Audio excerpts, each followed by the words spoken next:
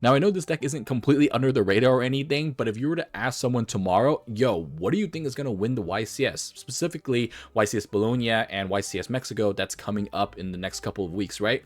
The most common answer you're probably going to get is Draco Tail or Yummy Mitsugiri, and this deck is completely under the radar.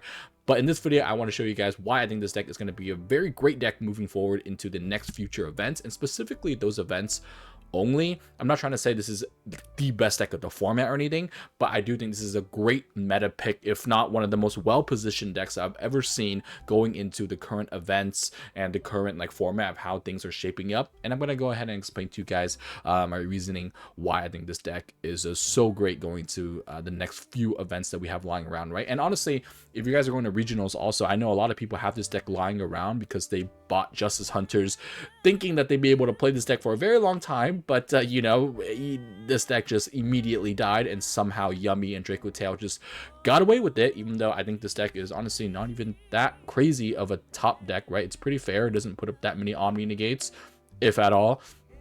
But that's a whole topic for another time. But let's go ahead and dive into why you should play this deck for YCS Bologna and YCS Mexico and any other regionals for that matter, right?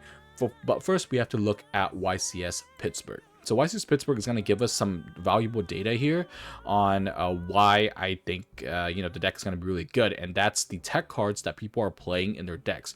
Now, we look at the two top decks, which are going to be Draco Tail and Yummy Mitsugiri. Don't even argue with me on that one. Those are the two top decks. We all know this. And they don't play any cards that are very good against K9 Vanquish Soul, right?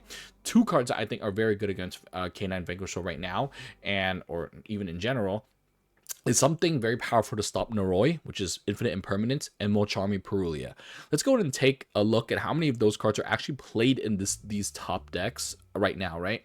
Aditya right here playing Draco Tail does not play Imperm at all, and sides Perulia, and we have John Wilkin playing Mitsukiri Yummy that doesn't play Perulia or Impermanence anywhere in the deck. Now, honestly, they're not wrong for not playing them, right? I'm not trying to say these are bad lists or anything, but this is what I'm trying to say is that those type of cards, Imperm and Perulia, are very bad against Yummy Mitsugiri. It's okay against Draco Tail, but in general, there's other cards that are better, right? Like, you rather draw a Bell than a Imperm against Draco Tail, or even like a double Cyclone. It isn't something that you're very excited to draw. And obviously, if we look at this top cut list, look at this entire top 8. No K9 Vanquish Soul anywhere, right? So why would people even play those cards? Those cards aren't that great. So of course, we're going to look at Noroi. Obviously, we all know Noroi is absolutely powerful. This card is an FTK if it resolves. The flaw about it is what I just mentioned before, is that it gets stopped easily, but people don't even play the cards that stop it, which is mainly Infinite Impermanence, right? And honestly, with copies of Noroi in your deck, you have 3 copies if you want to. Jokul as well to get to it, in case of K9 to even grab it, right? I actually want you guys to actually start taking a mental note of how many times you guys win when they go first and resolve Jokul.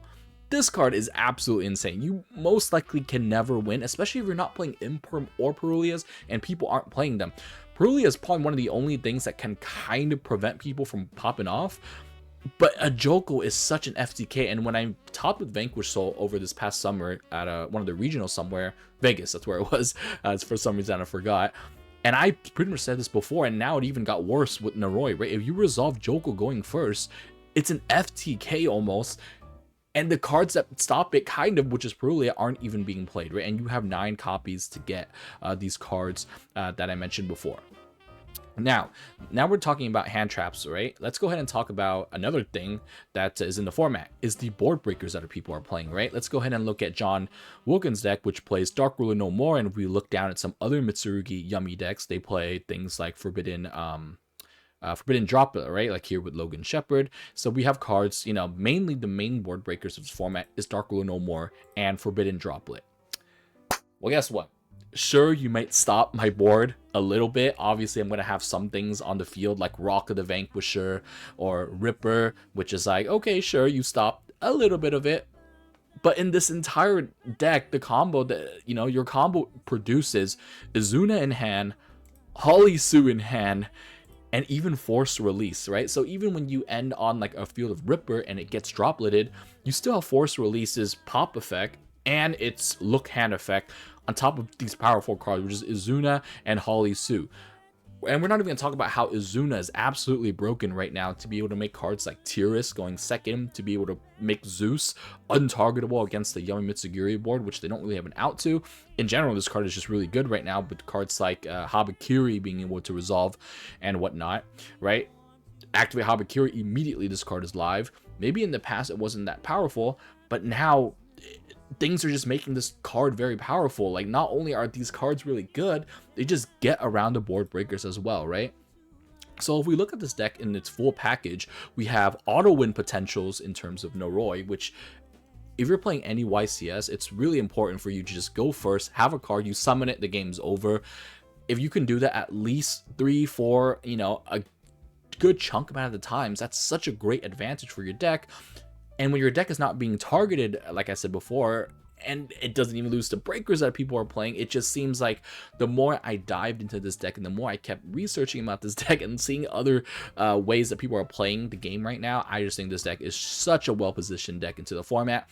Obviously, like I said, right, there are cards I just mentioned right now, Perulia, Impermanence, all that, to counter it, which is why, like I said, I prefaced in the beginning, it's not, you know, the best deck, but a super well-positioned decks through, you know, all my reasonings right here. And I think it's very powerful. So many dimensions can be played with this deck. I think K9 Vanquish Soul is just a great, powerful deck right now. If you're looking for a deck that isn't like, you know, trying to be a copycat of everyone playing Yami Mitsugiri or Draco Tail, I think this is a very well-positioned deck. Check it out. Let me know what you guys think in the comments below. That's going to be it for this one. Hope you guys enjoyed. Like, comment, and all that. And I'll catch you all in the next one.